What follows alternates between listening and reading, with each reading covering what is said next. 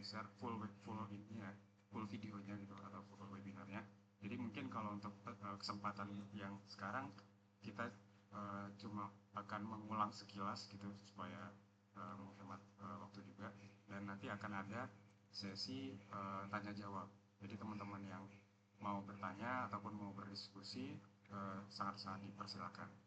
Nanti disebutin nama dan NFT-nya gitu ya. Dan nanti akan saya catat dan saya Nah, jadi kita bahas IoT. Jadi mungkin teman-teman sudah di sini udah ada yang familiar ataupun uh, uh, tertarik juga dengan IoT gitu ya. Jadi IoT sendiri adalah topik yang ataupun teknologi yang lagi tren gitu ya, mungkin ya, saat sekarang ini. Maaf, ini ada request. Nah, jadi kalau dari data yang kami dapat, menariknya IoT ini adalah jumlah perangkat IoT yang terhubung di seluruh dunia untuk diperkirakan tahun 2025 itu ada sekitar 30 miliar devices gitu. Jadi IoT sendiri adalah teknologi yang sangat-sangat marketnya sangat-sangat besar gitu. Jadi teman-teman yang mungkin tertarik di bidang itu juga bisa untuk mendalami IoT karena pasarnya juga sangat besar dan nilai ekonominya juga sangat besar. Dan IoT sendiri tidak hanya digunakan di rumah pintar, tapi juga bisa digunakan pada sektor lain seperti mungkin manufacturing atau di pabrik atau di perusahaan, di gedung bangunan, di kesehatan juga bisa karena sekarang udah ada smartwatch, device dan segala macamnya. Jadi sangat-sangat menarik sekali ya. Nah, langsung saja nanti akan ada beberapa topik yang akan dibawakan oleh perwakilan kelompok 5. Ada sekitar 5 topik, jadi masing-masing topik akan dibawakan oleh masing-masing pemateri atau pembicara. Jadi langsung saja untuk topik pertama, saya persilakan untuk Kalsa.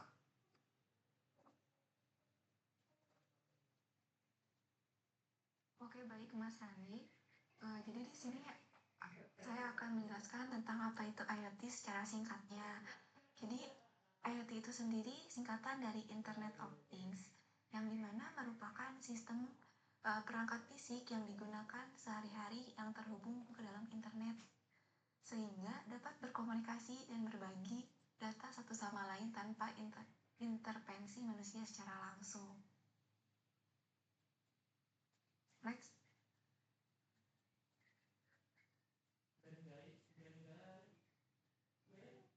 Nah, fungsi utama IoT dalam rumah pintar yaitu dalam rumah pintar, IoT menjadi sebuah pusat integrasi yang memungkinkan perangkat-perangkat berkomunikasi dan bekerja sama secara harmonis. Ini menciptakan ekosistem cerdas yang menawarkan pengalaman hidup yang lebih nyaman, aman, dan efisien.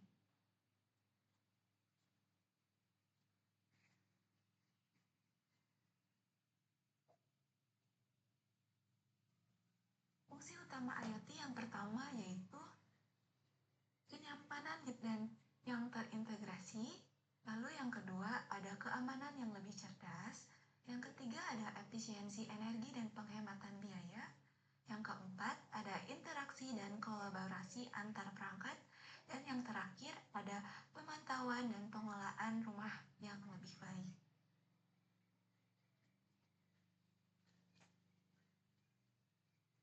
Nah, tujuan penggunaan IoT pada rumah pintar atau smart home itu sendiri adalah untuk meningkatkan kualitas hidup penghuni melalui otomasi, efisiensi, dan kenyamanan dalam pengelola rumah. Dengan menghubungkan berbagai perangkat rumah tangga ke internet, IoT memungkinkan kita untuk mengontrol dan memantau rumah dari jarak jauh, serta menciptakan lingkungan hidup yang lebih cerdas dan responsif.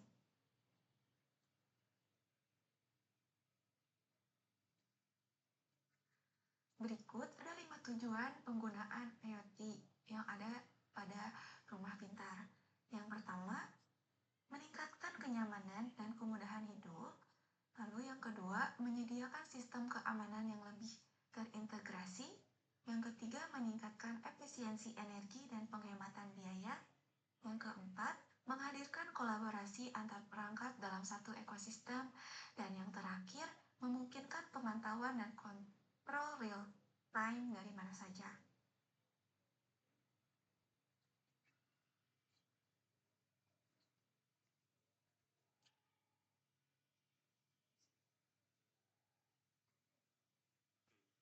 Ya, saya lanjutin ya. Ini selanjutnya kita akan bahas mengenai peran AI ataupun kecerdasan buatan dalam IoT khususnya di smart home. Oke, next.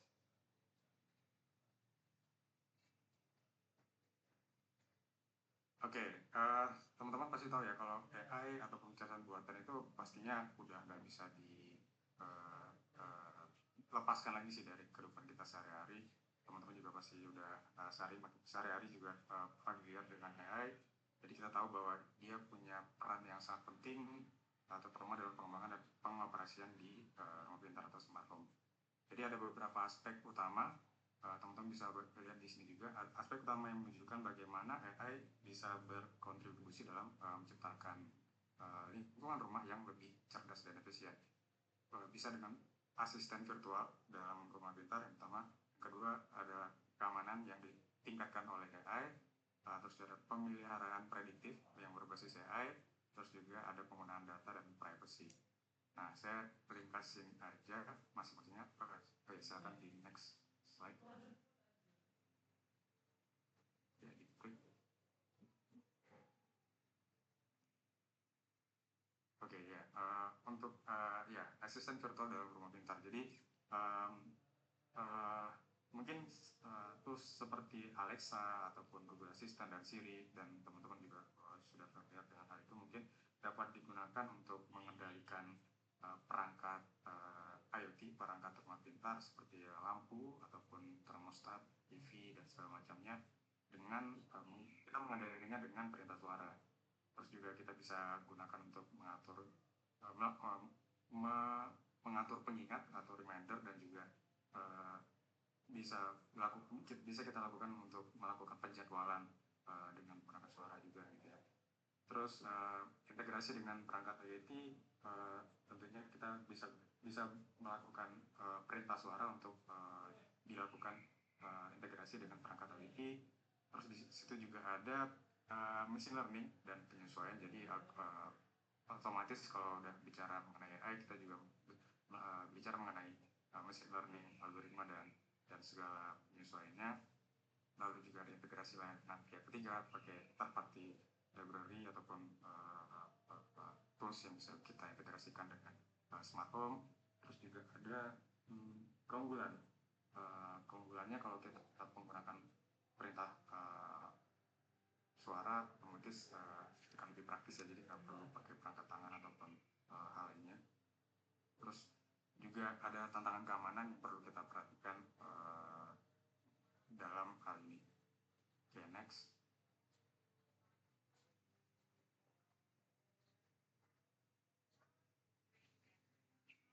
Ya, teman juga bisa baca di sini keamanan yang ditingkatkan oleh AI. Jadi ada sistem pengawasan pintar. Sistem pengawasan pintar ini contohnya mungkin ada kayak teknologi pengenalan wajah.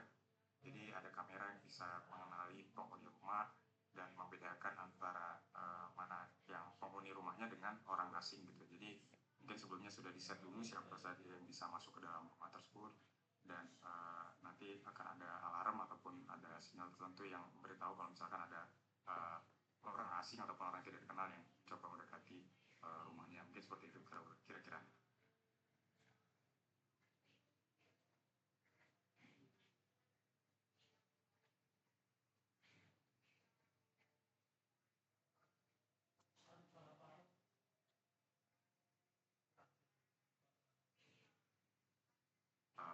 Orang-orang yang mencurigakan mungkin seperti itu ya. Terus ini pemeliharaan prediktif berbasis AI. Jadi misalkan kita bisa gunakan AI untuk memprediksi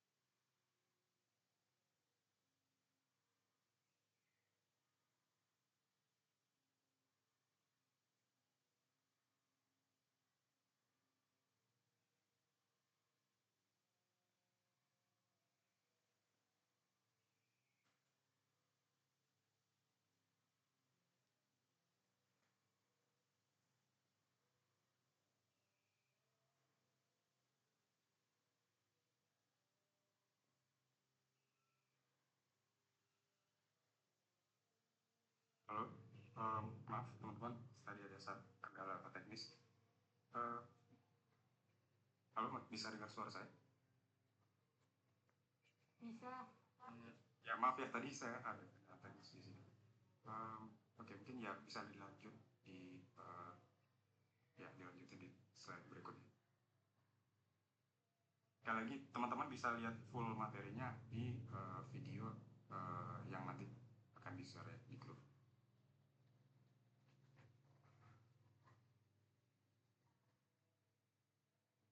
Oke, sampai di sini kan tadi Mbak Eva. Next slide.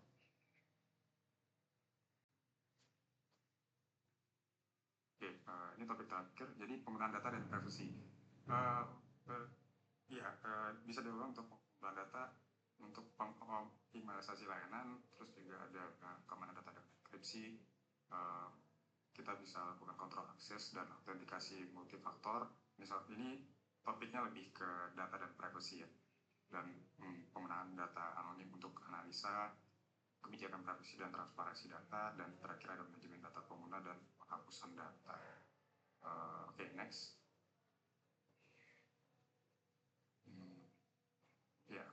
Topik selanjutnya akan dijelaskan oleh Mas Randi. Oke, Mas Randi, terima kasih. Untuk materi 3 ini kita akan menjelaskan tentang perangkat rumah pintar populer. Perangkat rumah pintar populer sendiri juga banyak digunakan dan banyak kegunaannya, fungsi dan manfaatnya. Contohnya sebagai berikut, yaitu sistem pencahayaan pintar, kamera keamanan pintar, termostat pintar, kunci pintu pintar, speaker pintar dan asisten virtual, robot vacuum cleaner pintar, plug pintar, sensor pintu dan jendela. Sistem pencahayaan pintar juga memiliki fungsi untuk mengontrol lampu secara otomatis atau melalui aplikasi di perangkat pintar. Contoh perangkatnya seperti Philips Hue dan Lips. Yang kedua, tentang kamera keamanan pintar yang berfungsi memantau rumah secara real time melalui aplikasi dengan notifikasi langsung ke perangkat pintar. Contoh perangkatnya seperti Ring Kamera dan Arlo Kamera. Selanjutnya, termostat pintar yang berfungsi untuk mengatur suhu ruangan secara otomatis sesuai jadwal atau aktivitas. Contoh perangkatnya seperti Scarf Encode dan August Smart Lock. Selanjutnya, kunci pintu pintar yang berfungsi sebagai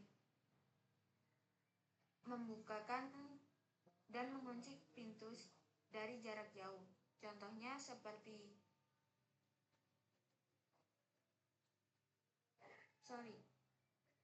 Yang selanjutnya adalah speaker pintar dan asisten virtual yang berfungsi untuk mengontrol berbagai perangkat rumah pintar melalui perintah suara. Contoh perangkatnya seperti Amazon Echo dan Google Nest. Yang selanjutnya adalah robot vacuum cleaner pintar yang berfungsi untuk membersihkan lantai secara otomatis tanpa perlu bantuan manual. Contoh perangkatnya seperti iRobot Roomba dan EcoFast Reboot. Yang selanjutnya adalah plug pintar yang berfungsi untuk mengontrol daya listrik perangkat yang terhubung secara otomatis atau dari jarak jauh. Contoh perangkatnya seperti TP-Link Casa dan EcoFast Reboot. Selanjutnya yaitu sensor pintu dan jendela yang berfungsi untuk mendeteksi pembukaan dan penutupan pintu serta jendela untuk keamanan tambahan. Contoh perangkatnya seperti Samsung SmartThings dan Aqara.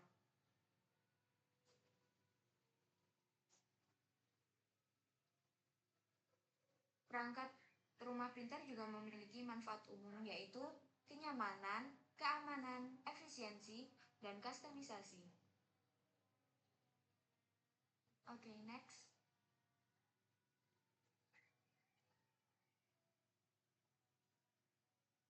Mas Randi.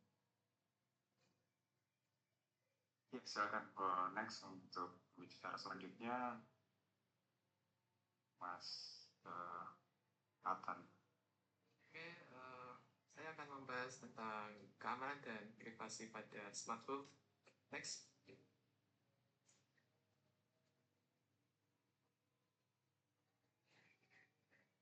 Oke. Pertumbuhan pesat IoT merujuk pada peningkatan pesat jumlah perangkat IoT yang terhubung ke internet. Hal ini didorong oleh kemajuan teknologi, penurunan biaya perangkat, dan meningkatnya kesadaran dan akan manfaat IoT dalam berbagai sektor, seperti industri, rumah tangga, dan kota Afrika. Keamanan IoT adalah aspek penting yang berkaitan dengan perlindungan perangkat IoT, data yang dikumpulkan, dan sistem yang terhubung. Mengingat semakin banyak perangkat IoT yang terhubung, risiko keamanan data seperti peretasan, pencurian data, dan gangguan layanan menjadi semakin tinggi. Membangun arsitektur IoT terdiri dari 3 layer, yaitu perception layer, data layer, application layer. Next. Tantangan keamanan IoT pada Internet of Things atau IoT sangat kompleks karena melibatkan berbagai perangkat jaringan dan data yang saling terhubung. Berikut ada beberapa tantangan utama dalam keamanan IoT, seperti keamanan perangkat, jaringan, rentan, keterlibatan privasi, dan standarisasi dan regulasi. Next.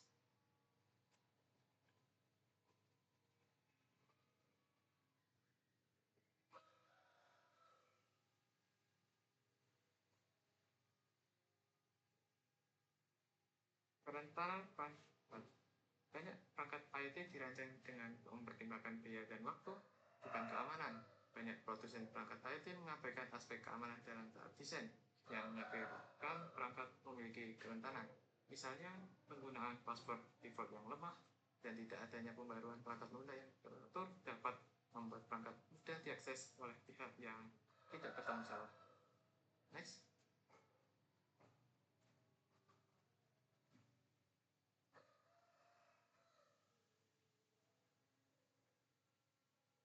Jaringan yang rentan. Perangkat IoT seringkali terhubung ke jaringan tanpa keamanan yang memadai. Banyak perangkat menggunakan protokol komunikasi yang tidak terenkripsi, sehingga data yang ditransmisikan bisa dengan mudah diintervensi oleh pihak ketiga. Jika jaringan tidak aman, perangkat IoT juga tidak aman. Next.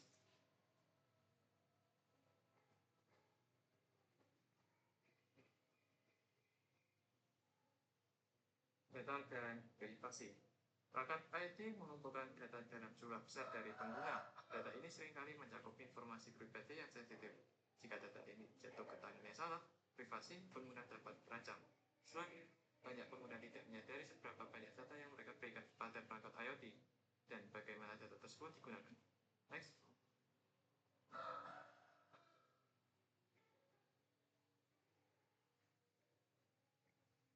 Standarisasi dan regulasi. Salah satu tantangan terbesar dalam keamanan IoT adalah kurangnya standar yang universal. Berbagai produsen memiliki pendekatan yang berbeda terhadap keamanan, dan ini menciptakan kekacauan. Tanpa standar yang jelas, perangkat IoT dari berbagai produsen bisa saja saling tidak kompatibel dalam hal keamanan.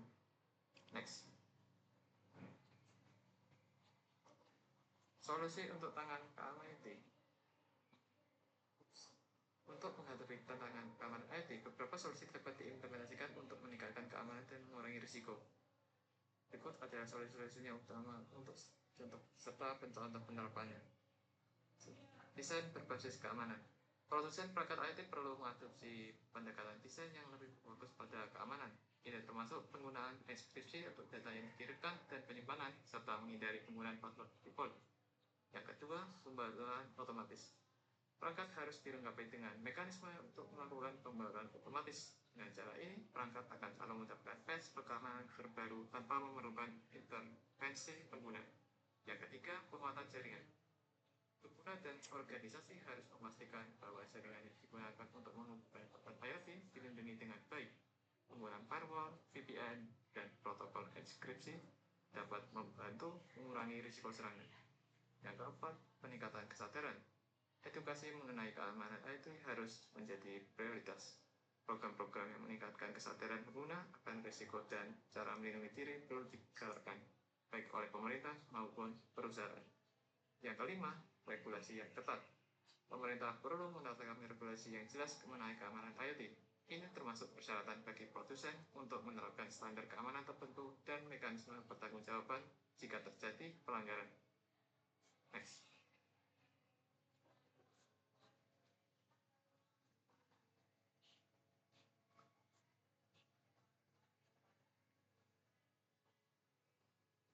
Oke, selanjutnya akan dijelaskan oleh Maharani. Oke, Mas Randy, terima kasih. Untuk materi yang terakhir, materi kelima, yaitu tantangan masa depan IoT dalam smartphone.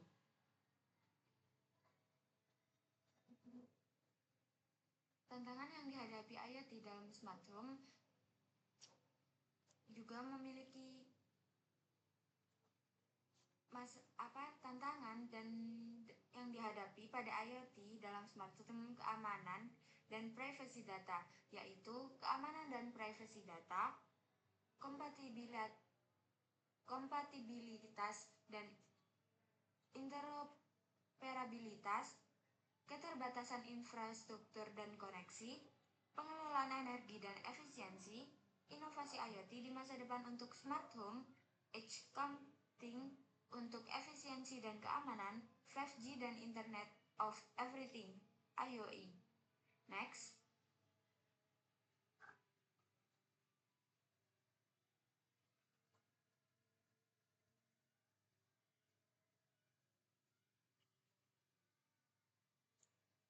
Oke, sepertinya sudah selesai ya. Nah, jadi ini adalah beberapa sumber referensi yang kami gunakan untuk menyusun materinya. Jadi teman-teman juga bisa lihat sendiri dan pastinya teman-teman juga bisa akses materi-materi lain seputar IoT gitu ya. Dan sampai kita ke sesi berikutnya, yaitu sesi diskusi dan tanya jawab. Jadi dipersilakan untuk teman-teman yang punya topik yang mau disampaikan ataupun mau ada pertanyaan, silakan sebutkan nama kelompoknya dan NRP-nya. Baik, saya persilakan.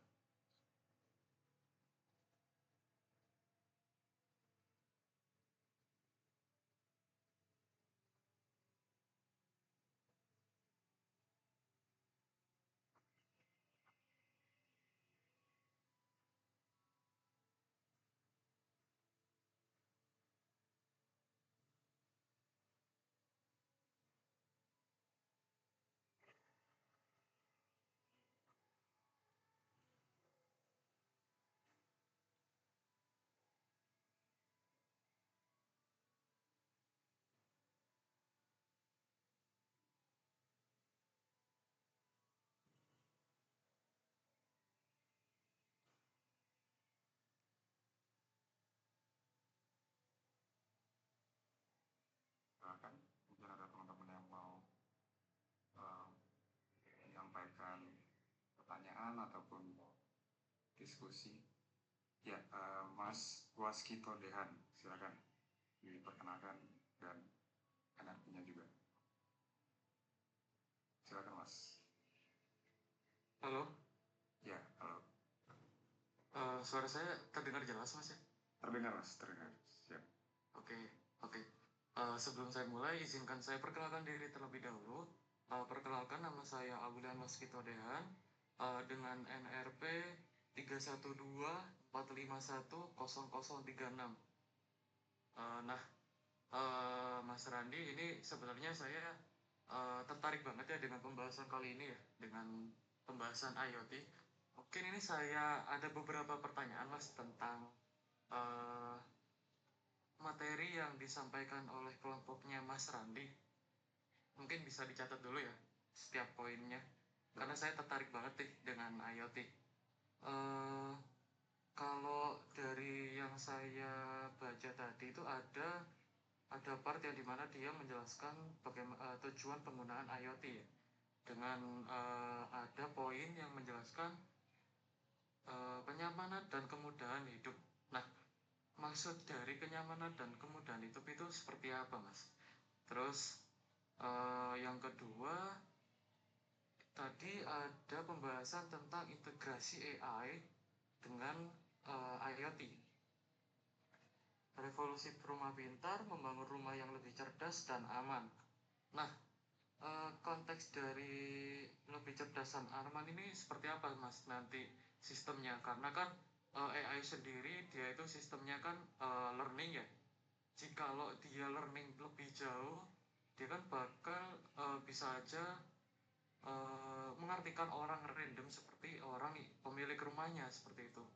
Nah, jikalau emang dia memiliki smart door dengan loginnya pakai face nih misal.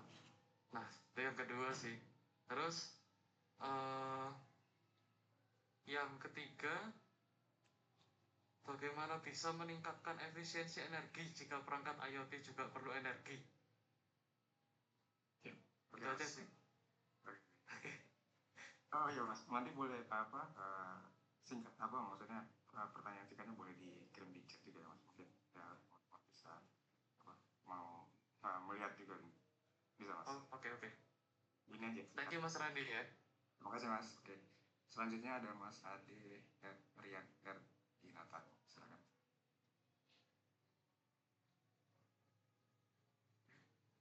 Oke, ini suaranya ada apakah sudah terdengar?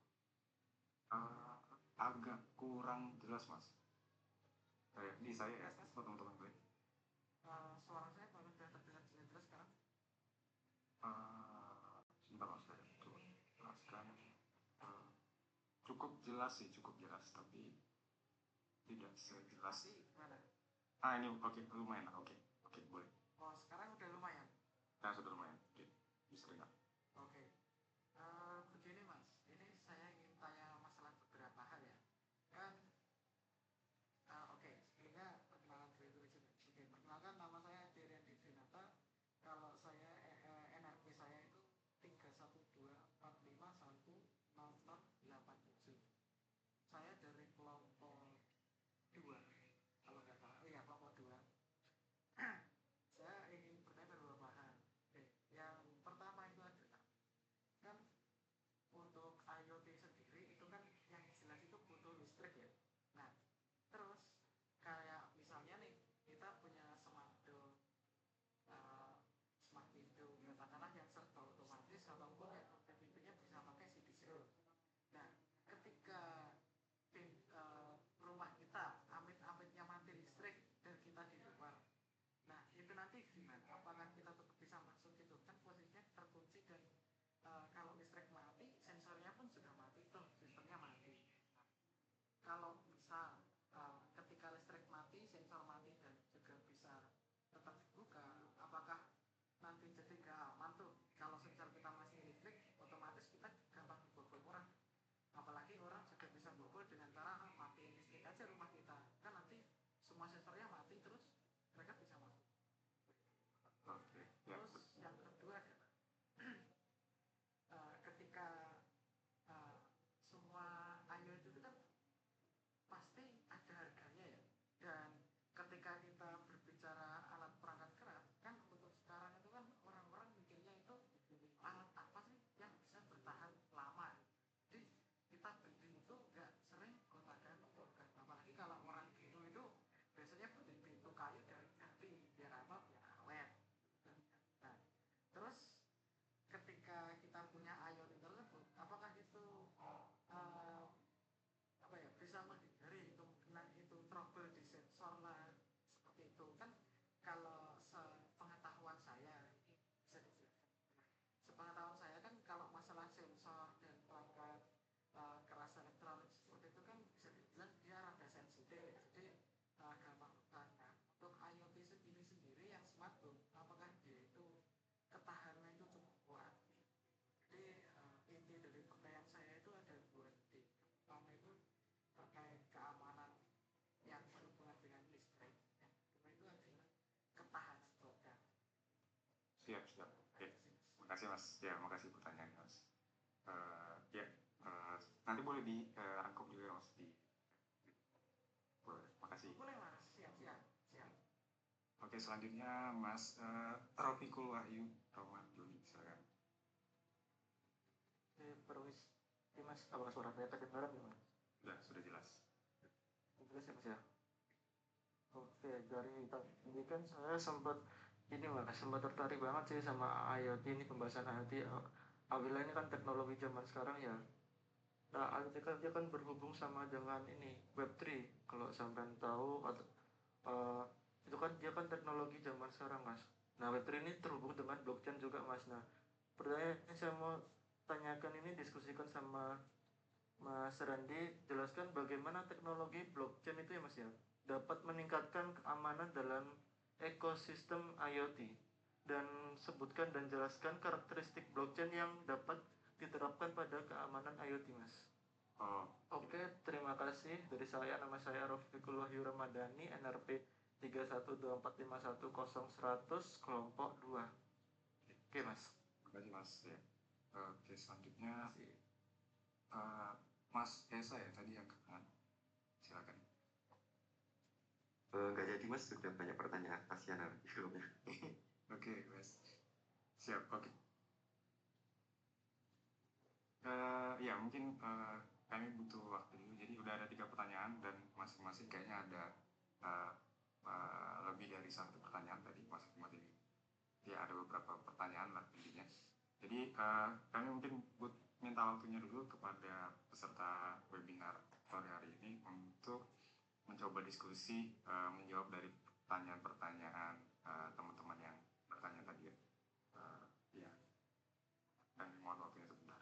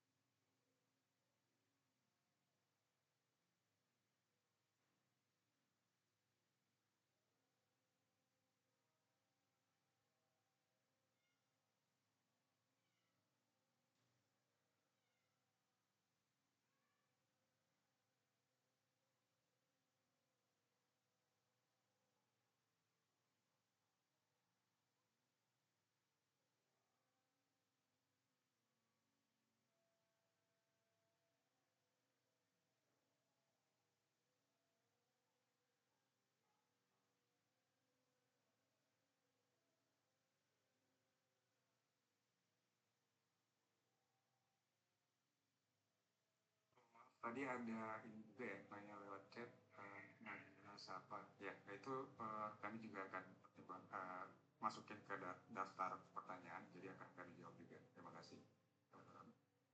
Nabila Safa.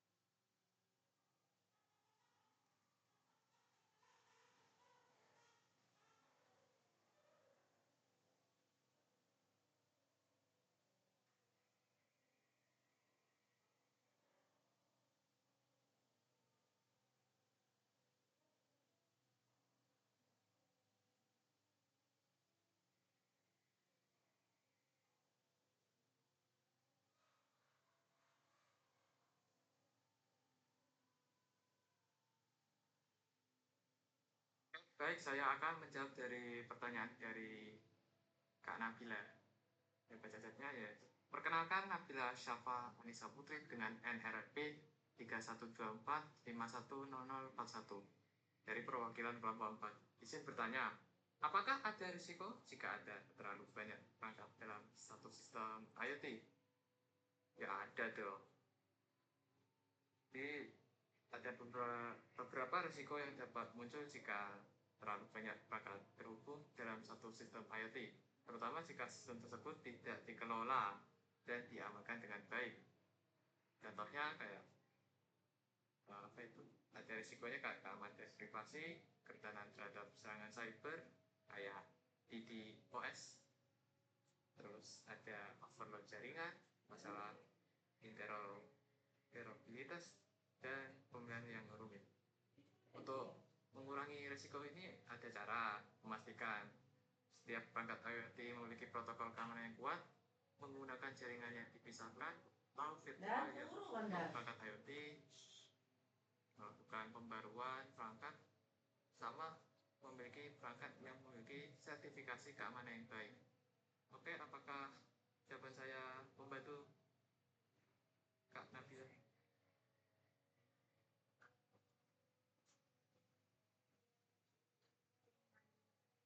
Oke, oke, makasih.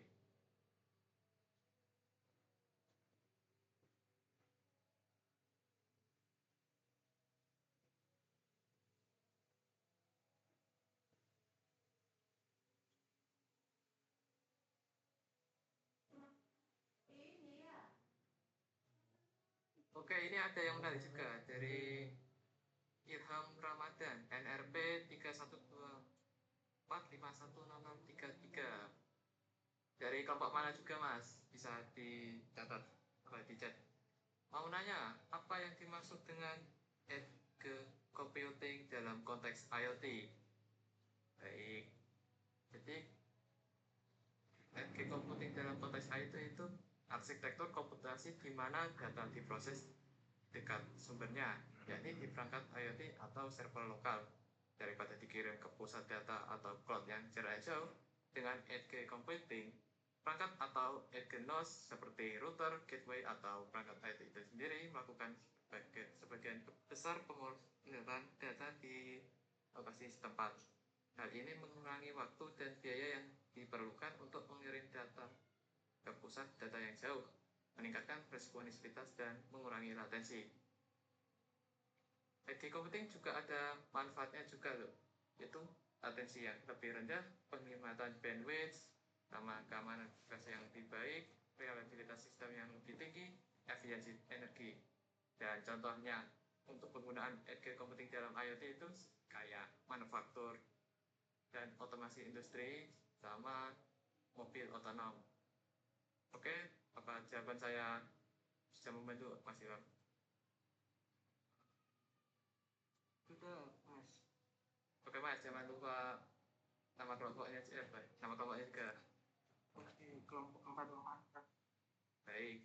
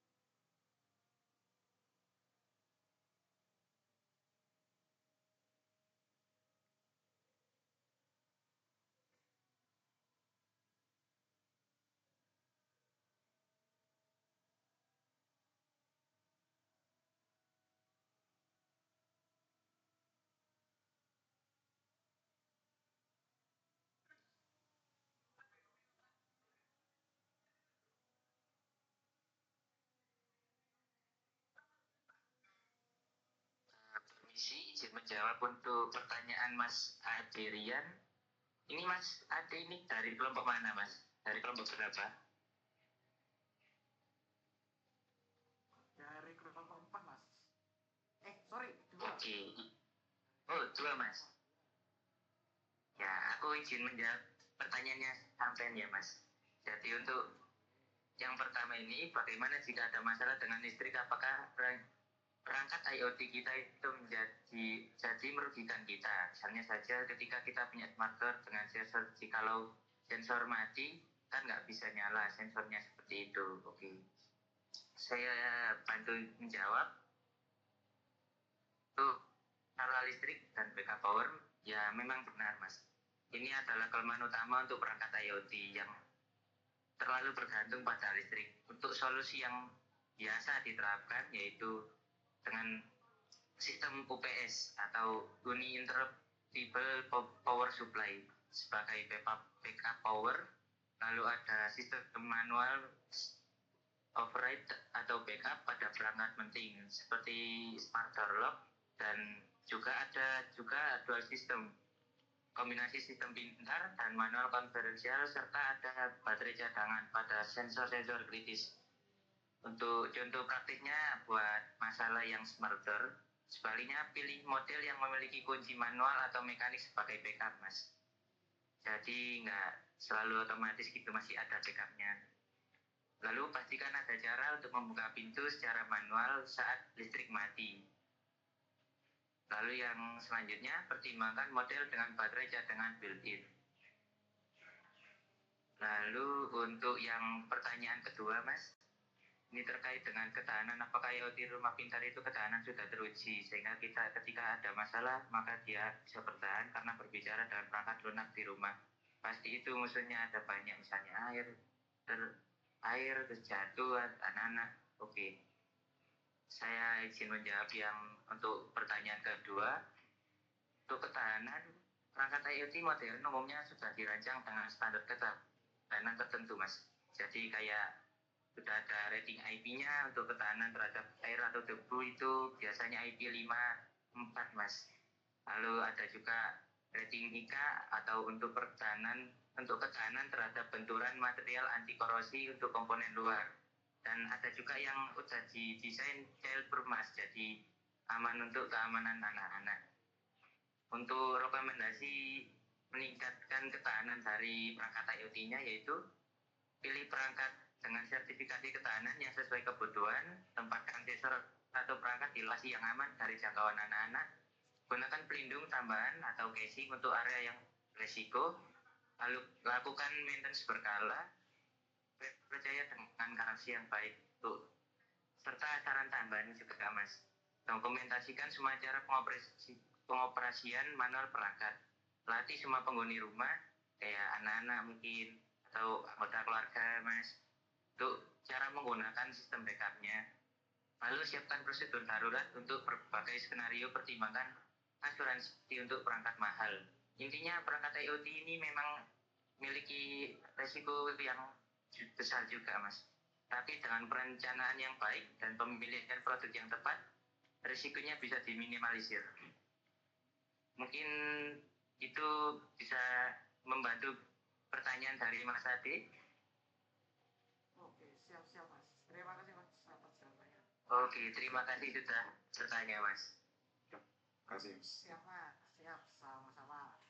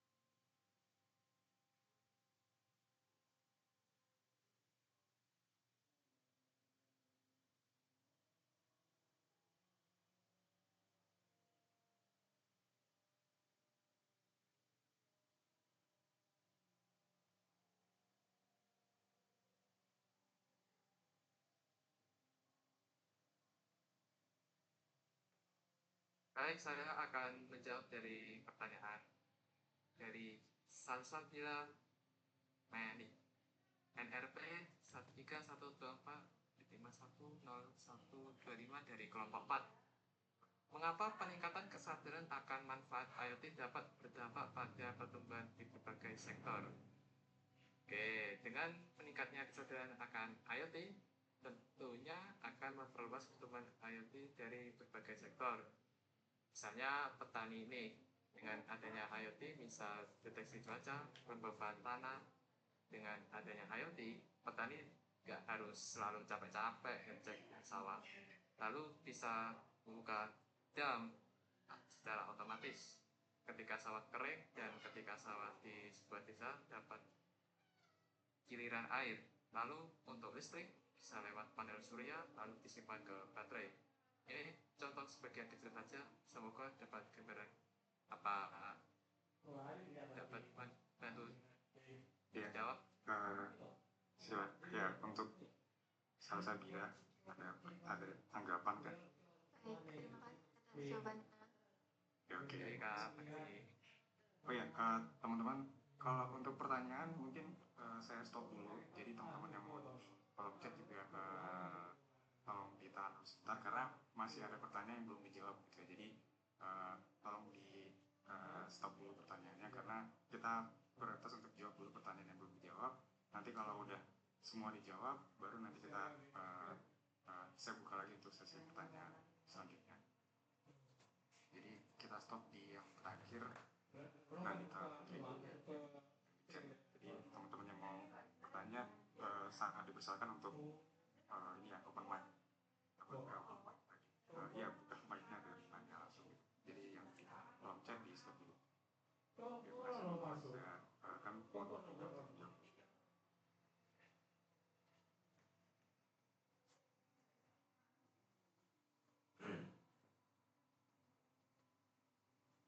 Oke, saya akan menjawab pertanyaan dari Abdel Raditya Sidina Janadi.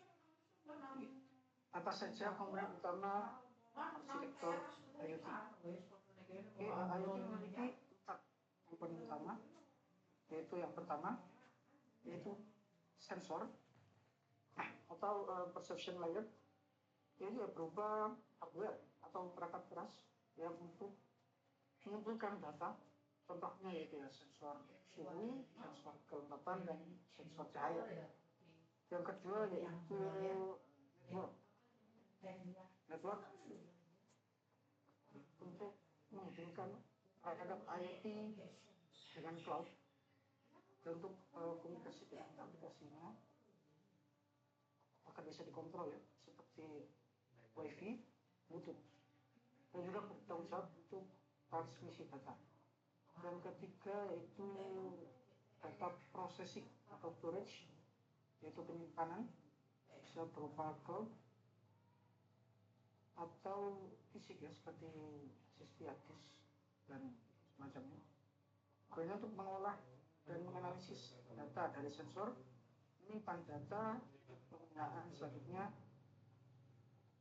Dan yang keempat yaitu application layer, itu untuk antar interface untuk pengguna dan visualisasi data dan kontrol perangkat. Dan komponen-komponen ini bekerja secara terintegrasi untuk ekosistem IoT yang lengkap, dari pengumpulan data hingga aplikasi yang bisa digunakan user. Sudah cukup? Cukup Mas, terima kasih ya.